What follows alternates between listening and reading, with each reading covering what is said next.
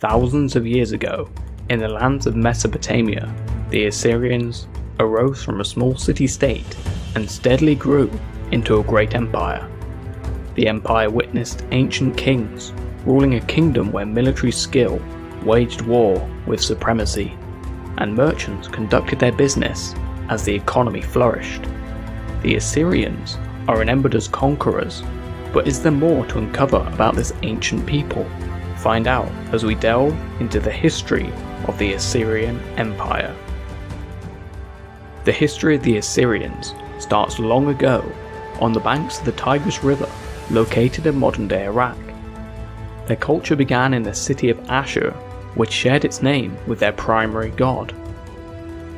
As Ashur evolved, the region flourished due to its close proximity to southern Mesopotamia. The rivers and fertile plains cultivated the growth of other cities and civilizations. This region was known as the Fertile Crescent. The city was further north from Sumerian cities such as Larsa, and Uruk. However, they acquired skills from their neighbours such as writing, which enabled substantial advancement. Many cities in Mesopotamia, including Ashur, fell under the rule of the Akkadian Empire, which was led by Sargon of Akkad. The Akkadian Empire's fortunes were short-lived, as the Assyrians were quick to rebel and gain independence. Around the year 2000 BC, the city had developed into a substantial state. The Assyrians were able to develop far-reaching trade routes. Merchants developed several trading towns where goods from Mesopotamia were bartered for goods in Anatolia, and vice versa. Notably, merchants conveyed goods such as tin and textiles on donkeys and later camels in exchange for precious metals and timber. The city of Ashur became a central location between these trade routes and helped in the growth and economic competence of the city.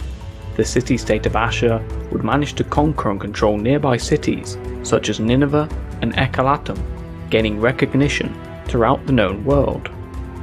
It was during the fall of the Neo-Sumerian Empire that waves of migration took place by a people known as the Amorites. Over hundreds of years, the Amorites migrated from Syria, and some leaders successfully ascended to power in various cities, usurping native Akkadian and Sumerian kings.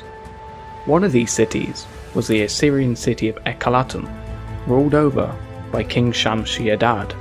He was accepted by the Assyrians, but was forced to flee to Babylon when the city-state of Eshnunna conquered the region.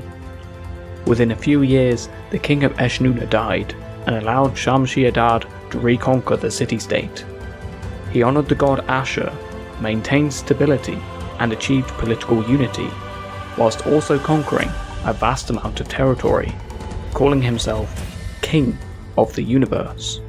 His empire did not continue after his death, however, his legacy remained within the culture of the Assyrians. Assyria was conquered by Hammurabi of Babylon. However, after his death, the empire weakened. Nevertheless, Babylon would remain as Mesopotamia's greatest power until an invasion by the Hittites. The Hittites came from Anatolia, whose orchestrated military campaigns decimated the nearby kingdom of Yamhad, and then followed this by sacking the city of Babylon. Rather than rule, the Hittites returned to their homeland. The power vacuum allowed the newly migrated Kassites to rebuild and rule Babylon, while the Hurrian tribes united to form the kingdom of the Mitanni. Assyrian influence and expansion was halted due to the dominance of the Mitanni, who had gained a substantial amount of territory within Mesopotamia over a short time period. Assyria was wedged between two superpowers until the Mitanni fell into instability and infighting, resulting in a loss of unity. The political landscape changed once again. Assyria gained independence and expanded their influence in the territories surrounding Ashur. It was the Assyrian king Ashur-ubalati who instigated waves of conquest and expansion. After defeating a coalition of Hittites and Mitanni rebels, Shalmaneser I was recognized as the great king of Assyria by the Hittites, Egyptians, and Babylonians. After King Shalmaneser's death, King Tukuli-Ninurta replaced him, subsequently conquering Babylon. Seeking supreme control, he ordered the relocation of the statue of their chief god Marduk and destroyed the walls of the city. Tukuli continued his military campaigns and defeated the Elamites in battle. The Babylonians tried to revolt against Tukuli's rule, but he returned, burned, and pillaged the city. This would prove to be a mistake, as Babylon had been a cultural leader for thousands of years, and many Assyrians saw themselves as protectors of Babylonian culture. Tukuli would be murdered by his sons, and Babylon regained independence. In the 12th century BC, a mysterious series of events caused the collapse of many Bronze Age civilizations, and remains a contentious subject with archaeologists and historians today. Evidence suggests a coalition of warrior tribes known as the Sea People ravaged the coastal kingdoms and empires of Mesopotamia, Anatolia, and nearly destroyed Egypt. Due to being further inland, the Assyrian Empire escaped much of the bombardment from the Sea People attacks, and consequently took advantage of the chaos. Military service became compulsory, and the first weapons made of iron were introduced. The Assyrian army consisted of light and heavy infantry. Heavy infantry were equipped with a conical bronze helmet, a leather kilt, and a large, deep conical shield. In comparison, lighter infantry had smaller, flatter shields and shorter helmets. However, both carried a dagger and a spear. Those that rode on horseback wore light armour whilst carrying a long spear. Cavalry units were an elite class of soldier that generally dominated the battlefield, crossing rough terrain where chariots could not. However, the military wasn't the only accomplishments of the Assyrians. Under the leadership of Ashur-bal-kala, the world's first public botanical gardens and zoo were established, comprising of a collection of plants and animals ranging from primates to crocodiles. However, conflict was never far away from the Assyrians. A group known as the Arameans invaded from the north. These raids and attacks from this new group of migrating tribes reduced the Assyrian Empire to its original heartland.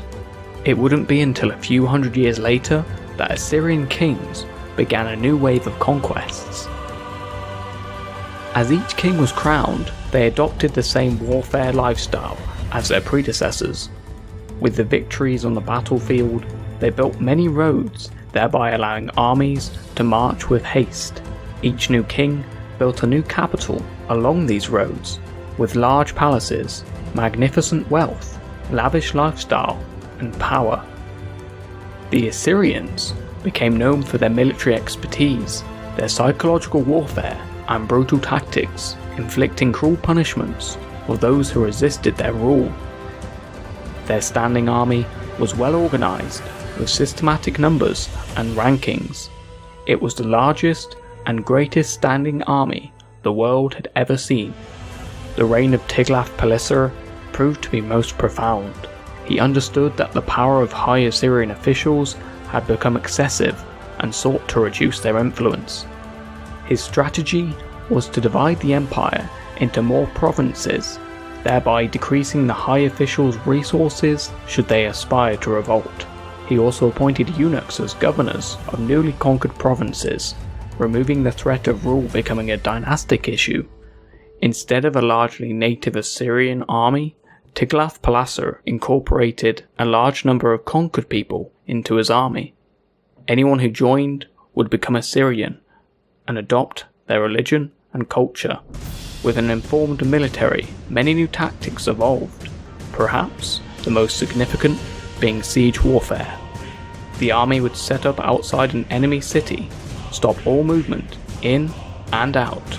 This inevitably resulted in starving the populace, weakening the people inside the city to such an extent that surrender was the only option. When storming a city, the Assyrians would shower their opponents with arrows to provide cover fire. Siege weapons included ladders and battering rams. Knights and nobles who were defeated were treated harshly, giving the Assyrians a reputation for being cruel and brutal. It was not uncommon for a king to be killed by flaying his skin, which was then put on display for the local population to witness. Their brutal tactics against their enemies resulted in many opponents surrendering before a single drop of blood was spilled.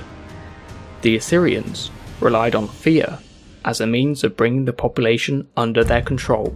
Prisoners and citizens of a newly conquered city were often forcefully removed or relocated to different parts of the empire to fulfill their needs. Under the rule of King Sargon II, 30,000 Israelites were removed and relocated. This effective tactic reduced the likelihood of revolt, breaking people's bonds with their homeland. Ashurbanipal was the last of the great kings of Assyria who steered the empire to its greatest extent, stretching from the Egyptian capital of Thebes in the west to the Elamite capital of Susa in the east. Under his rule, an imperial library was built, containing thousands of clay tablets written in Akkadian and Sumerian cuneiform. It was said to be one of the largest libraries of its kind at the time. The constant campaigning to control and expand its vast empire left Assyria exhausted and drained of wealth and manpower. Sourcing sufficient troops and subsequently feeding and resourcing the military was challenging for such a huge empire. Following Ashurbanipal's death, the empire began to disintegrate rapidly after a series of bitter civil wars. Egypt successfully rebelled, and a new power in the east, known as the Medes, emerged as a growing, powerful people. The final defeat for the empire came as a coalition of Babylonian and Mede forces attacked and sacked the city of Nineveh. As the empire collapsed, the Neo-Babylonian Empire rapidly took its place. The Assyrians had set the standard for imperial rule for the generations that followed. The empire laid the foundations for many successful empires that followed. They were known as a cruel, ruthless people that became the biggest empire of the time. Many of their military tactics were copied and used for hundreds of years after their demise. Although the empire was eventually defeated, the ancestors of such a prestigious people remain to this day.